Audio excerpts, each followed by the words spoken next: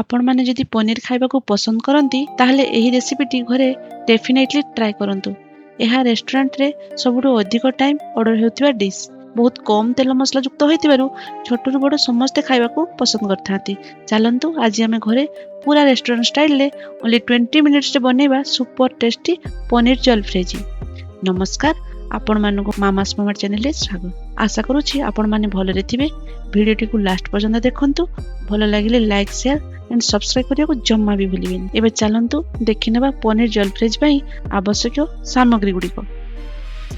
पनीर जलफ्रेजी पई मु एठी 200 ग्राम पनीर को नेइछि आउ ताको 5 रु 10 मिनिट पई गरम पानी रे डिप करि नेइछि। आपण माने जदि बाहरु पनीर किनि नै आछंती ताहले किछि समय पई पनीर को गरम पानी रे डिप करि नियंतु। एमिति कले पनीर सॉफ्ट रहिथाय। देखंतु 5 मिनिट परे मु पनीर को एमिति लंबा लंबा स्ट्रिप रे काटि नेइछि। एमिति शेप रे काटिले देखिया पई सुंदर लागिथाय। वेजिटेबल ले मु एठी 8 रु 10 टी बीन्स, गोटे गाजर, गोटे कैप्सिकम, 3 टी टमाटो एवं 2 टी प्याज को नै जाइछि। आपण आपनको पसंद अनुसार वेजिटेबल ऐड करि परिबे आ आपनको जो वेजिटेबल पसंद नो ताको स्किप करि परिबे। चलंतु एबे से सब हम एमती तला पतला स्लाइस रे काटि नेबा। आ हां, टमाटो को आपण माने जेतेबे काटुचंती तार मंजी को बाहर कर नियंतु। एबे चलंतु वेजिटेबल को फ्राई करि नेबा। सेति पई मु पैन रे 2 चम्मच बटर को नेइछि। एठी आपण माने बटर जगह रे तेल को नै परिबे।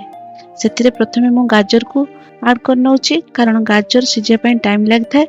गोटे रु 2 मिनिट फ्राई करिया परे मु सेतिरे दे दोछि बीन्स को। से सब को 80% कुक होबा पर्यंत फ्राई करि नेबा। एबे चलंतु पनीर को फ्राई करि नेबा। सेति पई पैन रे गोटे चम्मच बटर को नै जिबा। मीडियम फ्लेम रे पनीर को हल्का फ्राई करि नेबा। बेसी समय पनीर को भाजिबानी नहले पनीर रबर भरका हे जिवो आउ टेस्ट भी भल लागिबनी। एबे चलंतु प्रस्तुत करिबा मसला। एठी मु गोटे पैन नै जाइछि।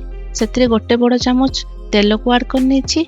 तेल गरम हो गले सेतिरे गोटे छोट चम्मच जीरा को दे दियंतु। ताको फुटिया पई छाडी दियंतु। एबे चलंतु प्याज को ऐड कर नेबा। 10 रु 15 सेकंड भाजिबा परे सेतिरे गोटे चम्मच अदा रसुण पेस्ट को ऐड करि नियंतु।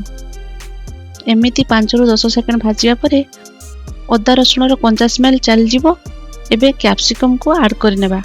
ताकू पाखापाखी गोटे मिनिट फ्राई कला परे सेथिरे हल्दी गुंड, लंका गुंड, गरम मसला एवं गोटे छोट चम्मच गोलमरिच गुंड को देई से सब को मिक्स कर नेबा।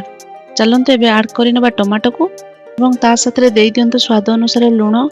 से सब को गोटे रु 2 मिनिट फ्राई कला परे सेथिरे देई दियंतु हाफ कप पानी को। पानी फुटी आसले सेथिरे ऐड कर नियंतु फ्राई कर रखिथिबा वेजिटेबल को आ ताको गोटे रु 2 मिनिट पर्यंत मिक्स कर नियंतु। चलंतु एबे ऐड करनबा पनीर को।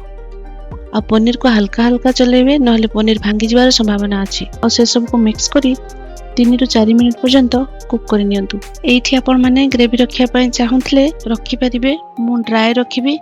एबे सेथिरे 2 चम्मच टमाटो केचप को दे दियंतु। एहा तरकारी रे चटपटा स्वाद आनी थाए। आ लास्ट रे ऐड कर नियंतु किछि कसूरी मेथी पत्र को। से सब को मिक्स कर नियंतु। देखंतु प्रस्तुत हो गला पनीर जलफ्रेजी। एहा को आपण माने रोटी, पराठा किबा नान सहित खाइ परिबे। आशा करूछि एही रेसिपीटी आपण मानको भल लागिथिबो। एहा को घरे ट्राई करंतु एवं आपण को मतामत कमेंट माध्यम रे जणांतु। एही वीडियोटी भल लागिथिले लाइक करंतु, फैमिली एंड फ्रेंड्स सहित शेयर करंतु। मामास मामा चैनल को सब्सक्राइब करिया को जमा भी भूलिबेनी।